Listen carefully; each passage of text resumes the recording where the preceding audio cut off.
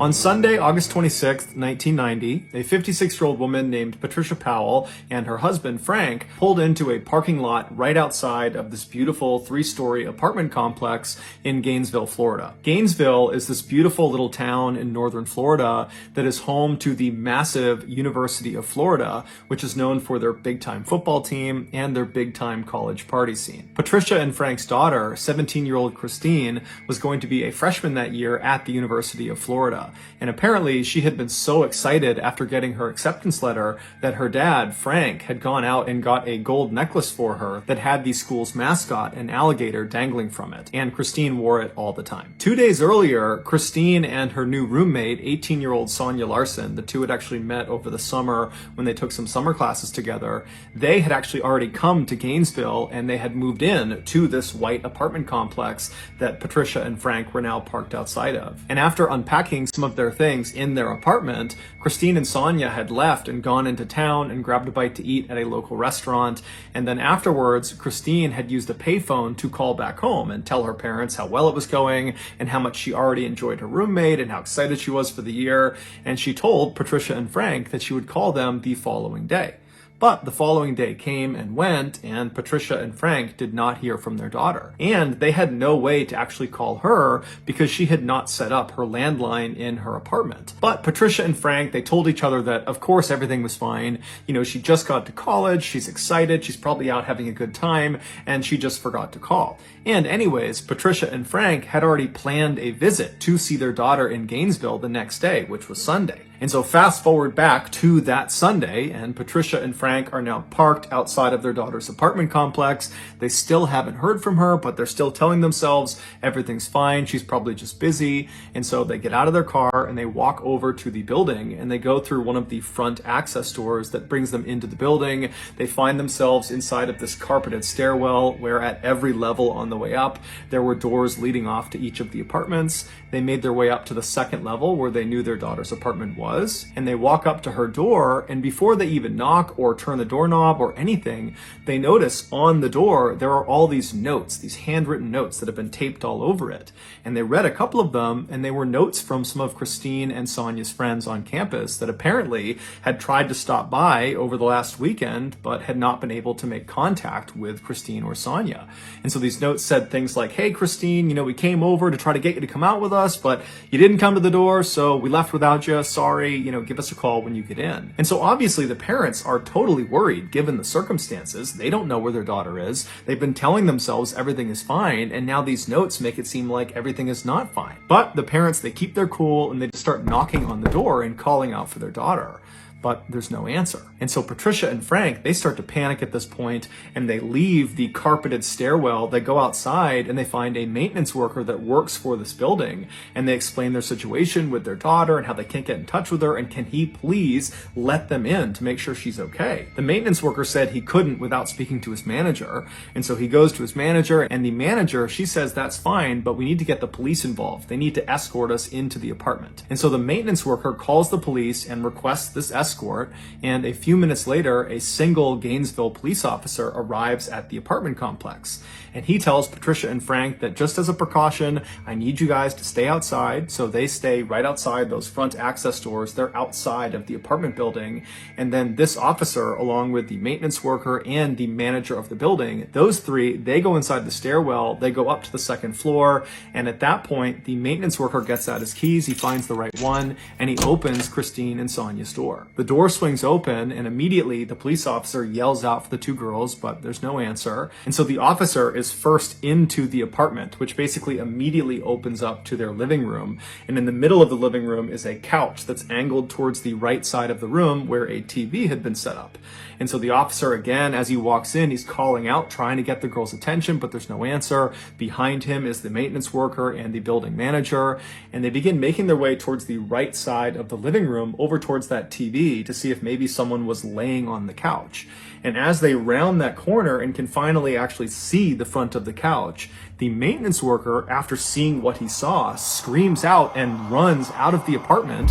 He runs down the stairs, out the access doors, and begins vomiting on the grass and sobbing right next to Frank and Patricia. Naturally, Frank and Patricia, after seeing this, are immediately concerned that something's wrong with their daughter, and so they run inside, they go up the stairs, and they start running into the apartment, and the police officer and the building manager, they try to stop them from getting in, but there was nothing stopping them. They managed to push past those two. They get into the living room, and they're calling out for their daughter, and eventually they make their way over to the side of the couch, and they see their daughter, Christine. She is lying on the ground in front of the couch. She's on her back, she has no clothes on, and she's been stabbed to death. And whoever has killed her has positioned her in this very suggestive, sexual, lewd position, as if they were trying to demean her as much as possible and shock whoever found her. And so after these totally devastated and wrecked parents are escorted out of the apartment, this one police officer, he continues searching the apartment.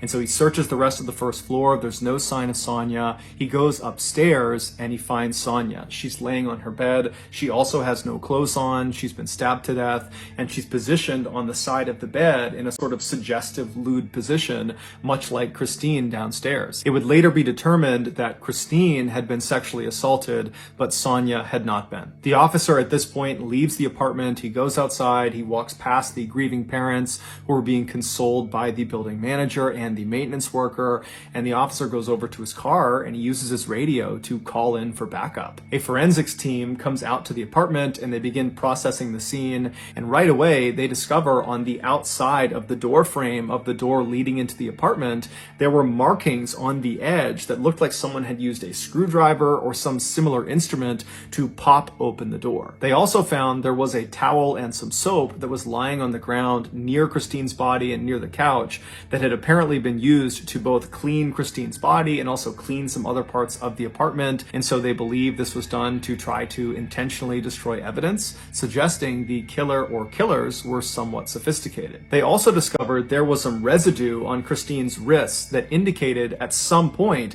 her hands had been bound by duct tape. But when she was found, her hands were not bound and there was no duct tape from her wrists. And so whoever had done this had at some point removed the duct tape and taken it away. And so investigators believed that the killer or killers had used the duct tape to immobilize Christine for the attack. And then after she was deceased, they had removed that tape in order to be able to get her arms up over her head, which seemed to increase the shock value of this lewd position they had put her in. Based on what they saw inside of this apartment, the police were convinced they were up against a group of killers or a killer that had targeted these two girls, that this was not some random attack, that this was calculated, this was on purpose, and if they didn't get caught, they were going to strike again. And so even though the police really didn't have any leads to operate on, they just had this crime scene and they were looking for maybe someone with duct tape and a knife and a screwdriver. I mean, that was really about it at this point. And so even though they have virtually nothing, because there were thousands and thousands of young people flooding Gainesville for the start of the new school year at the University of Florida, literally the following day, Monday, classes were starting. Because of all these young people in town, the police felt it was very important that they got the media to put out a bulletin to all these people in town that there was potentially a killer or killers on the loose. And so that night, Sunday evening, this news bulletin goes out and it basically just told residents of Gainesville to stay indoors and stay in groups, and if you needed to go outside, travel in groups, and just overall stay vigilant until we figure out who did this. 12 hours before Christine Powell and Sonia Larson were discovered, an 18-year-old Gainesville woman named Krista Hoyt did not show up for work.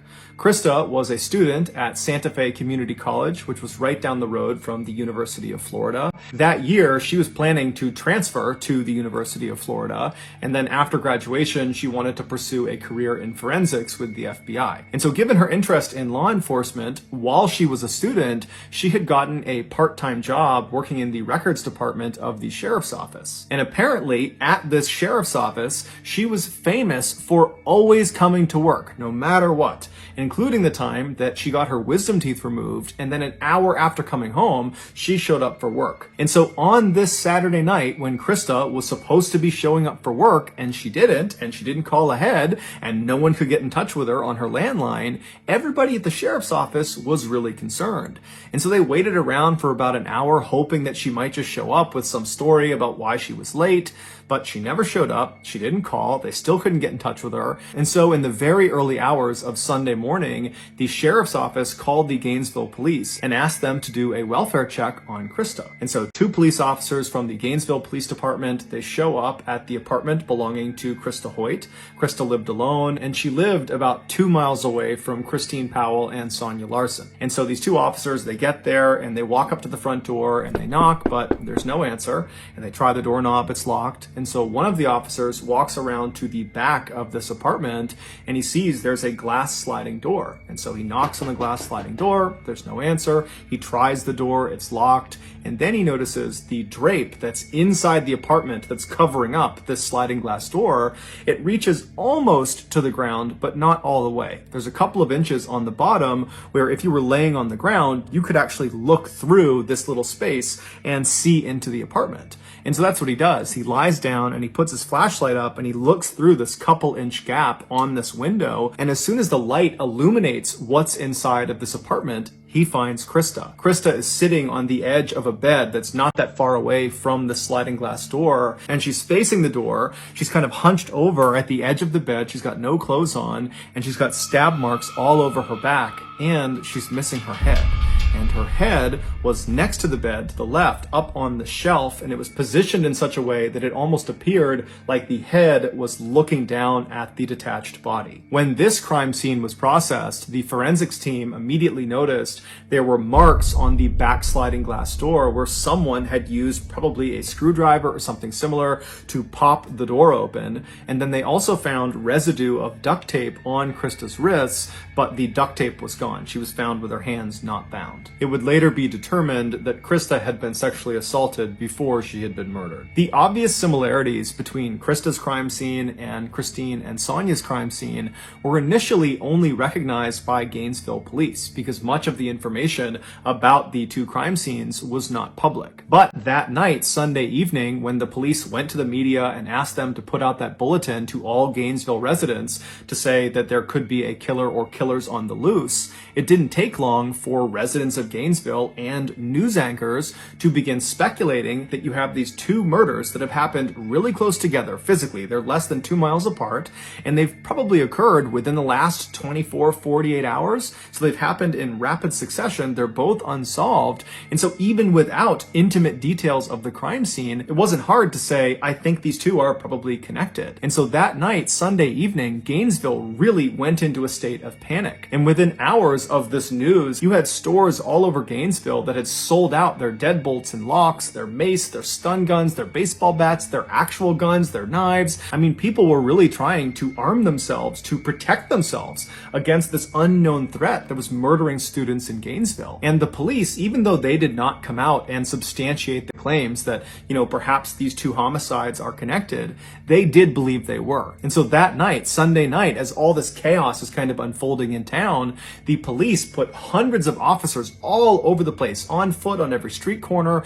They had police cars and trucks parked all over the place. I mean, the entire town was on an extreme heightened alert because the police believed another attack was imminent. And so all they could do was try to come out in force to try to discourage the killer or killers from striking again. But as it would turn out, it didn't work. By the following morning, so Monday morning, what was happening in Gainesville had gone from just being a Florida story to a national story, and everybody all over the country was talking about it.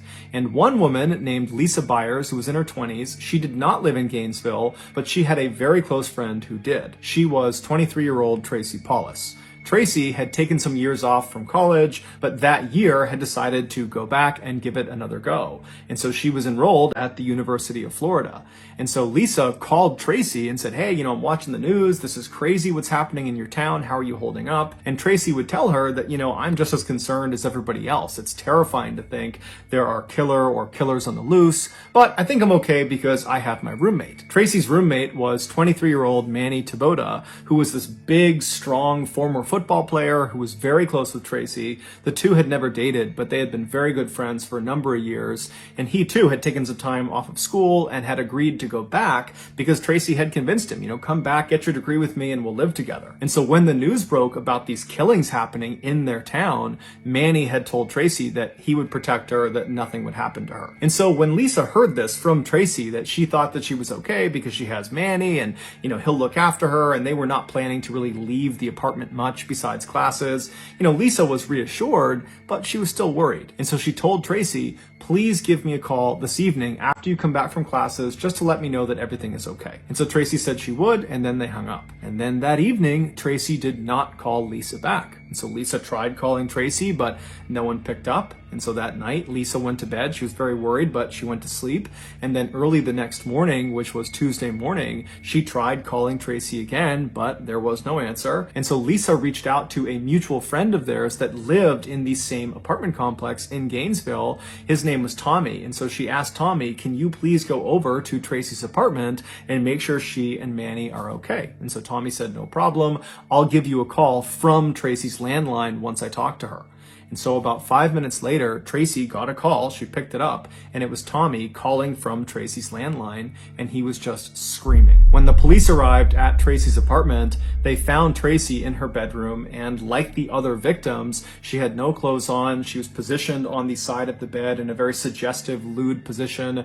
She had been stabbed to death, and it would turn out she had been sexually assaulted. And then down the hall from Tracy, they found Manny. He was in his bed, and he too had been stabbed to death, except he had his clothes on and he was not positioned in a suggestive position. He had kind of died wherever he was, and that was the position they found him in. The forensics team, when they processed the scene, they found markings on the outside of the back sliding door where it looked like someone had used a screwdriver to pop open the door, and then on Tracy's wrists, they found that residue from duct tape, but there was no duct tape. It had been removed. At this point, to the police, it was undeniable that they were up against a serial killer or killers. And when the news broke that there was now a fourth and fifth victim, and they were both college students, and one of them was now this big strapping man that apparently was taken down just as easily as these other four petite women, this threw Gainesville into an absolute state of pandemonium. Suddenly, it felt like no one could protect them. The people in Gainesville, they were fair game. It didn't matter that police were out in force in the streets, and you had people walking around with guns and baseball bats and mace, and you had people locking their doors and sleeping in groups. It was like no measures were actually stopping these killings from happening. Whoever was doing it was killing with impunity. And so that day, Tuesday, you had hundreds and hundreds of students from the University of Florida just leaving the school who just didn't come back. And as for the police, they called in the FBI and the National Guard. And so by that night, Tuesday night, there were literally hundreds of officers and state police officers all over the place. There were helicopters overhead, both police helicopters and news helicopters with spotlights. They had National Guard military-style trucks all over the place. And so Gainesville was really at the highest alert you could possibly be on. But even still, the people of Gainesville, they were not going to feel safe until the police made an arrest. And the next day, just 24 hours after Tracy and Manny had been found, the police did just that. After receiving dozens and dozens of tips about one particular individual, they were able to arrest 19-year-old Ed Humphreys, who was a freshman at the University of Florida. They arrested him for domestic abuse because he had actually struck his grandmother in the face. And so they pick him up for domestic abuse, but they set his bail at a whopping $1 million, which is way higher than you would normally expect for a domestic abuse charge. But this was a unique circumstance where he was being arrested for one thing, but really he was being looked at as the suspect of these 5 homicides. And so the police really needed him to stay behind bars. And this massive bail, that did that. He had no way to pay it. And so while Ed was behind bars, the police began investigating him, and they found there was a lot of reasons to believe he was the serial killer. He had shown he was willing willing to be violent because, after all, he punched his grandmother in the face.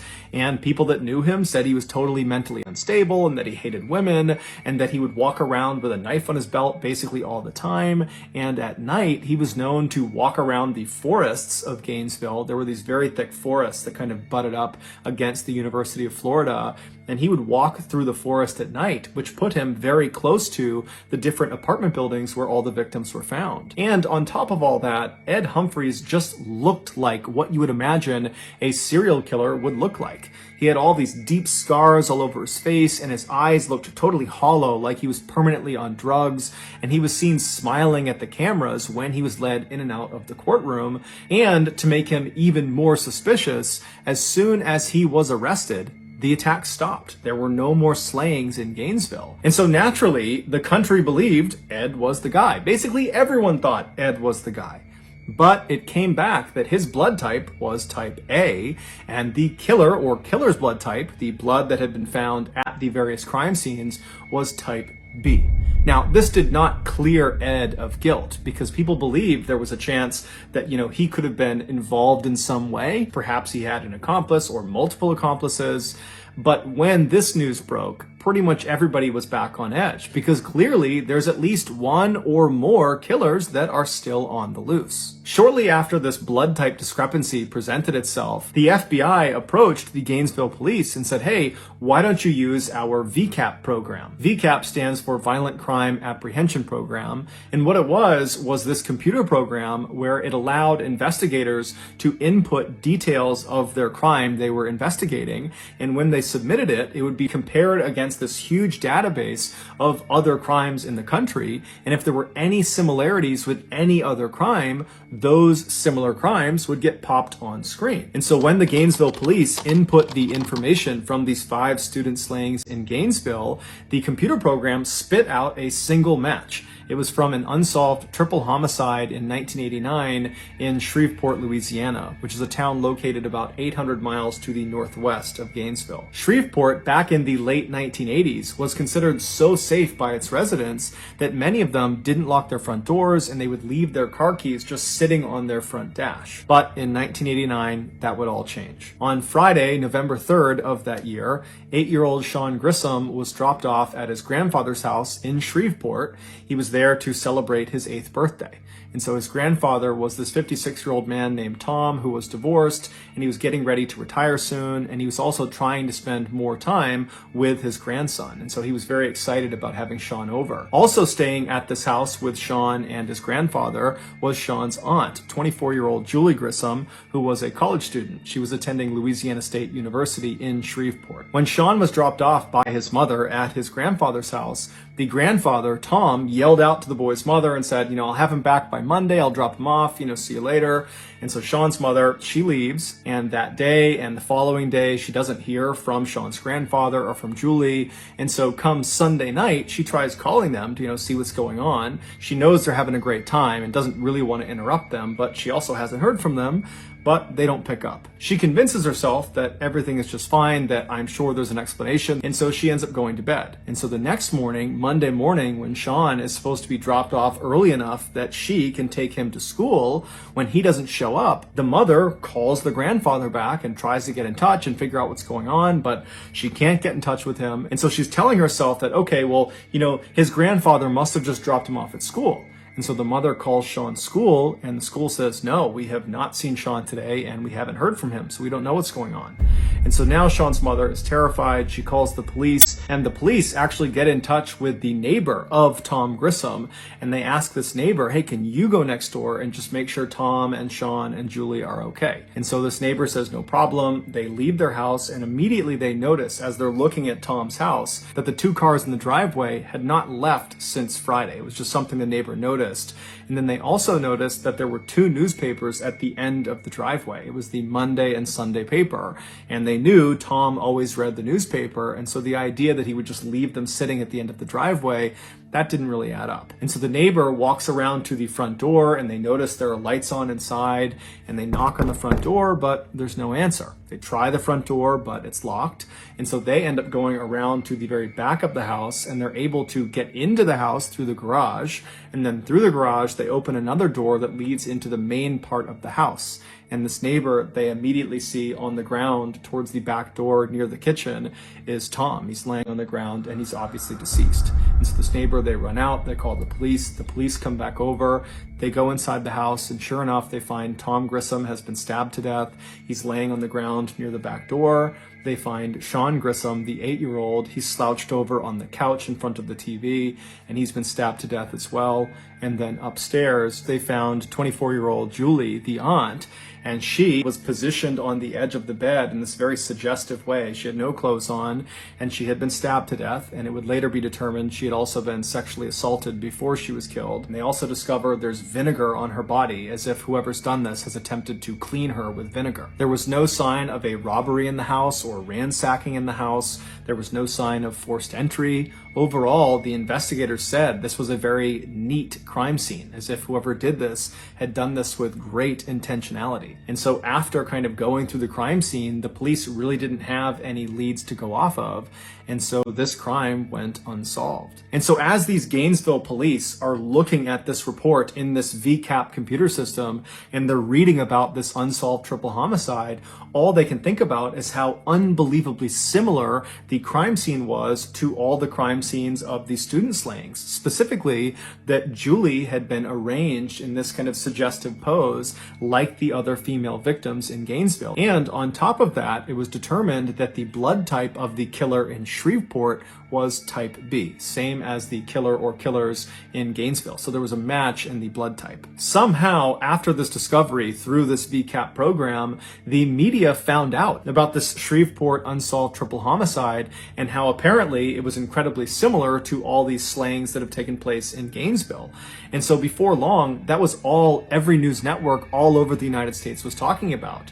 And at first, the police in Gainesville and anybody involved in this investigation was very upset about this because one, they probably had a leak that someone was giving information to the press, but two, the press was kind of jeopardizing their investigation because by having these details leaked, the killer or killers could potentially benefit from kind of knowing what the police were thinking about and what they were up to. But as it would turn out, this particular leak would prove to be quite fruitful. Shortly after this news about the Shreveport killing and the student slayings was all over the news, this woman named Cindy, who lived in Shreveport, she called the police after watching all the news like everybody else and told the police they really ought to look at this guy, Danny Rawling. Danny Rawling was this 37-year-old drifter who was in Shreveport at the time of the Grissom family murders in 1989, and apparently after those murders, he had told Cindy's husband that he, quote, had a problem, and his problem was he liked stabbing people. And Danny literally always walked around with a huge knife on his waist. He seemed totally mentally unstable. And so this claim that he liked stabbing people, Cindy and her husband took literally and basically told him to stay away from them. And so in one of their last conversations with Danny actually told Cindy that he planned to leave Shreveport and go someplace where there's lots of beautiful young women that he can just stare at all day long. When police asked Cindy, do you think he's capable of killing all 8 of these people? She said, oh yeah. And so the police turned their attention to Danny and began researching his background, and they discovered he was raised in a very abusive household. Specifically, his father really couldn't stand him. They had a really bad relationship. And then when Danny got old enough, he joined the Air Force, but he was kicked out after 2 years for being mentally unstable. And once he was discharged, he began the string of armed robberies in the 1980s, and he eventually got caught and spent the bulk of the 1980s in prison. And then in 1989, when he got out of prison, he came back to Shreveport and moved in with his parents. Now, this was not a happy homecoming. His parents did not want him living with them, but Danny kind of forced the issue. He had nowhere else to go, and so he wound up living there. And as it happened, they lived less than a half-mile away from the Grissom family home. 6 months after the Grissom family was murdered, and 3 months before the Gainesville student slayings had begun, Danny gets in this huge fight with his father, where his father actually draws a pistol and forces Danny to leave the house and tells him to never come back. And so Danny, he runs out of the house and he gets his gun from his vehicle, comes back inside his house and shoots his father point blank in the head and then in the stomach before fleeing the scene. His father would amazingly survive this attack despite some pretty significant damage to his head, and he would tell the police, and before long there was a warrant for Danny's arrest for attempted murder. But when they went to go arrest him, he was gone. They had no idea where he went. And so as the Gainesville police are looking at Danny's criminal record, they're starting to say to themselves that this guy looks really interesting. He does seem like he could be the serial killer we're looking for. And so as they continue to dig deeper and deeper, one of the Gainesville police officers suddenly thinks of something. There was this unsolved armed robbery of this bank in Gainesville that happened the same week where all 5 of the students had been killed. A lone masked gunman walked into this bank in broad daylight and demanded money from the teller, and the teller, who thought on their feet, gave him the cash, but it was the type that was booby-trapped with dye packets, meaning if this robber tried to tamper with the money at all, it would detonate, sending dye all over them and kind of making it obvious that this money had been stolen. But the robber doesn't see this. He takes the bag of cash, he leaves the bank and manages to flee and go into the forest before the police show up. And so the police ultimately, they go and search the forest and they find this campsite deep in the woods. And at this campsite, which is abandoned, they don't find the person who robbed the bank, but at this campsite, they find the bag that has the money inside of it, and the dye packet has been activated. So clearly the robber had tried to fiddle with it, and then when it detonated, they had taken off and left the money. And then also at this campsite, near this duffel bag full of ruined money, was a screwdriver, a gun, and an audio recorder. Now, at the time, the police that were seeing this, they were part of this huge effort in Gainesville to stop any more attacks on students and catch the killer or killers. That was all they were thinking about. And so when they didn't immediately catch this robber, they kind of said, you know what? This is a lower priority item than what we're dealing with this loose serial killer or killers. And so let's just round up the evidence, put it in storage, and somebody else can deal with this after we handle this killer situation. And so no one listened to the audio recording. They just put it in evidence. They grabbed everything else, put it in evidence, and they threw it in the storage room. And so now this Gainesville police officer that's just remembered this unsolved armed robbery, he says to the group that's investigating Danny, he says, hey, since Danny has a penchant for armed robbery, clearly he has a rap sheet full of armed robberies, maybe if he was the serial killer and he killed all these students, that would have meant he was in Gainesville, and so maybe he committed this armed robbery. And so we should go look at the evidence and listen to that tape. And so the officers, they practically run to the storage locker. They get the evidence from this unsolved armed robbery. They come back and they hit play on this audio recorder. And what they hear is unbelievable. They hear on this recording a man singing a song. It's clearly a song he wrote, and he's singing about being a, quote, mystery killer. And then it kind of segues into him talking about how to effectively kill a deer with a knife, to be really effective with a knife. And he's getting into really graphic detail of how to do that. And then, somewhat unbelievably, on this audio recording, the man identifies himself. He says his name is Danny Rawling. And so this audio recording was huge. It meant Danny Rawling, the guy they're looking at as potentially being the serial killer, was definitely in Gainesville, in the woods near the University of Florida, the same time frame that all of the victims were killed. Also, the screwdriver that had been found at this campsite matched the markings that had been made along the outside of some of the door frames of the victims' homes. They also went into Danny's military records, and it showed he had a blood type of B. So his blood type matched the blood type that had been found in all of the victims' homes. And so just like that, Danny became the number one suspect. And when they went to figure out where he was, amazingly, they found he was already in custody. He was being held in a jail cell 40 miles south of Gainesville for another armed robbery. And so immediately, Danny was charged in the murders of the 5 Gainesville students. They couldn't charge him for the 3 Shreveport murders because they just didn't have enough evidence. And then after that, Danny was transferred to Florida's maximum security prison to await trial. Initially, Danny said he was innocent, he had nothing to do with the murders, but then almost 4 years later, when his trial was finally starting on the first day of his trial, he surprised everyone in the court when he stood up and said, "I'm going to change my plea. I'm guilty on all 5 counts. I did kill all 5 students." He would tell the court the reason he did this is he wanted to be a superstar like the notorious serial killer Ted Bundy, who he looked up to. Danny would also, at another date, confess to killing the 3 Grissom family members in Shreveport. Because of Danny's detailed confessions, we now know all the terrifying details of what actually happened when he killed all 8 of his victims. Back on Friday, November 3rd, 1989, Danny was fired from his job as a waiter at a local restaurant in Shreveport. And so he was frustrated, he was angry, and he was kind of walking around his neighborhood when he decided the way he would kind of channel his frustration was he would go kill some people. And so he was armed with his K-bar knife, which he always carried with him, and he found himself standing in front of this little house, and he saw some people moving around inside, and he looked around, there wasn't anyone watching him, and so he just walked up to the front door, he tried the handle, and it was unlocked. And so before he opened the door, he made sure his knife was in hand. He opened the door, walked right in, and he saw Sean, the 8-year-old, sitting on the couch watching TV. And without any hesitation, he walked up behind him and stabbed him through the back, killing him almost instantly. And then Danny walked into the kitchen where he found Tom, the grandfather, who was making steaks out on the back grill.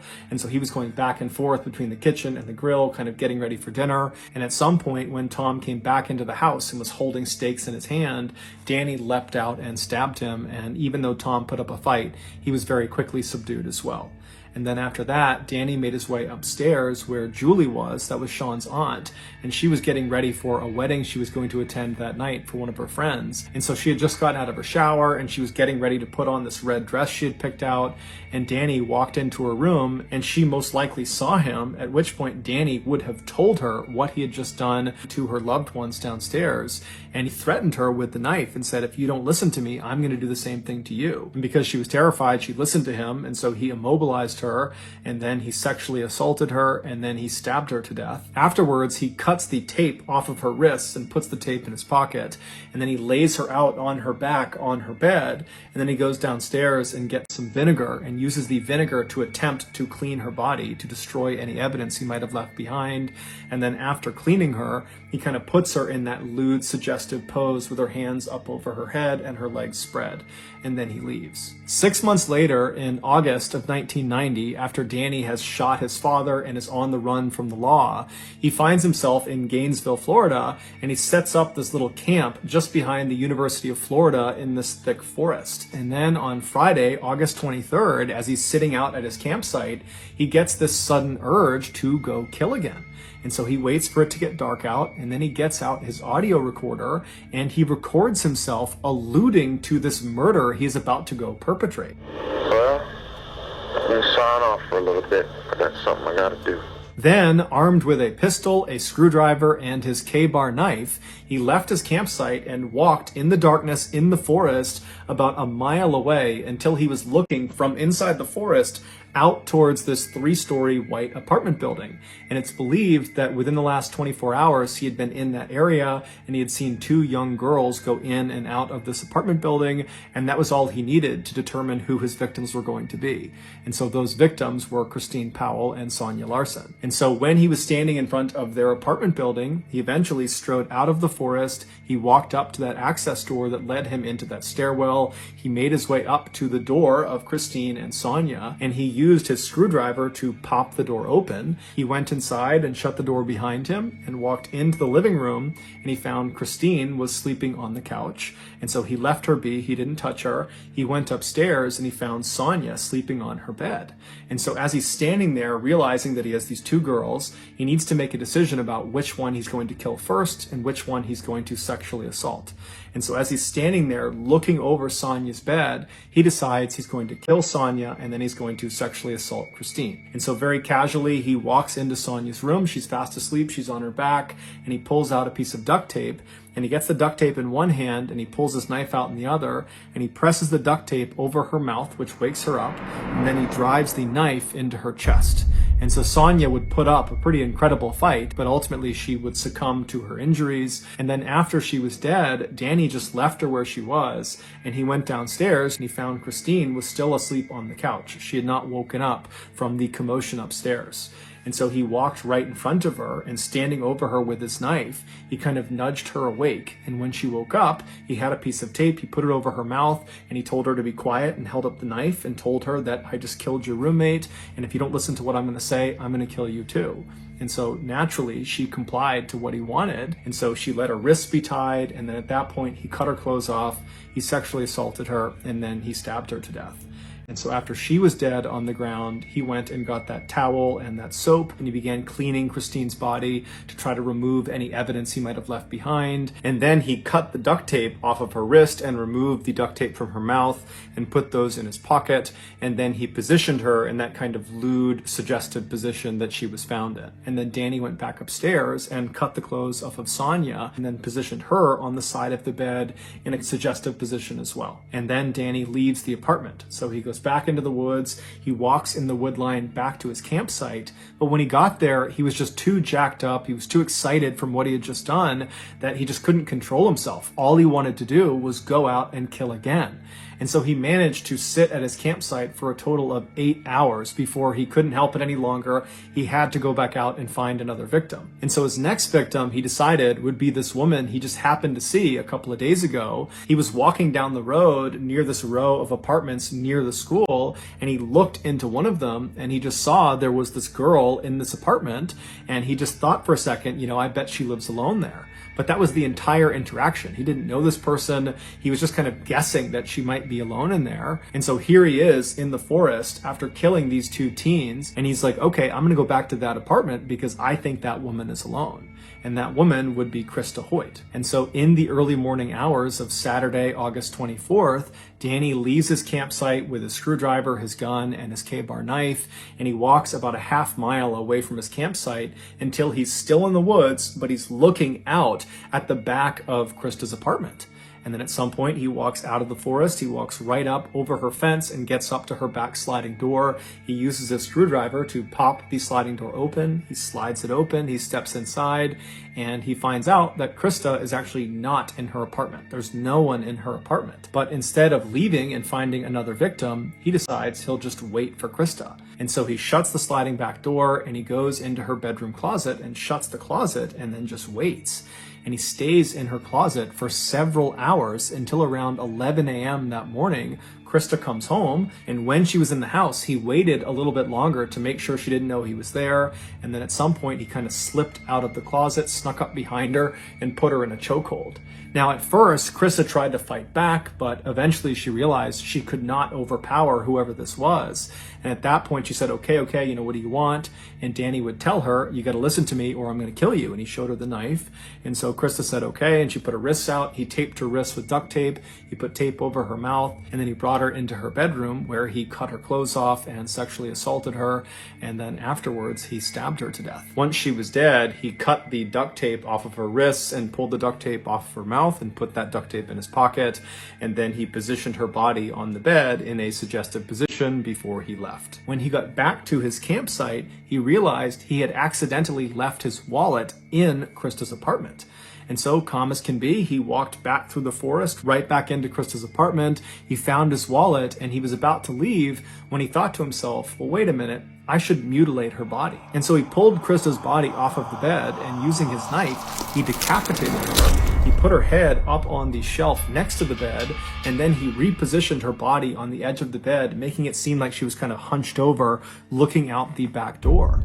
And then before he left, he reached up and twisted her decapitated head and made it seem like it was looking down at the rest of her body. 48 hours later, on the evening of Monday, August 27th, Danny was back at his campsite out in the woods, and he suddenly got the urge to go kill again. And so he stood up, he grabbed his knife, his screwdriver, screwdriver and his gun, and he walked away from camp, made it about a mile through the woods until he was standing still in the forest looking out at this big apartment complex that was very commonly occupied by college students. And so at some point he leaves the forest and walks up to the first apartment he sees. He has no idea who's going to be in there, and he goes up to their sliding back glass door. He gets a screwdriver out and he pops it open. He slides the door open. He steps inside, and the first thing he sees is Manny Taboda, this big, strong former football player who's laying in his bed. And Danny just walks over and starts stabbing him, and Manny wakes up and puts up one heck of a fight, but ultimately Danny is able to overpower him and kills him. While Danny was stabbing Manny, the other resident inside of this apartment, 23-year-old Tracy Paulus, she was in the shower, and so she gets out of the shower and she hears all this commotion down the hall, and so she steps into the hall and she looks into Manny's room and she sees Danny on top of him stabbing him. And so Danny looks back, he sees Tracy. Tracy screams, she runs down the hall into her bedroom, she slams the door behind her, she locks it, and then she leans up against the door to try to keep it shut. Meanwhile, Danny just continues to stab Manny until Manny is dead.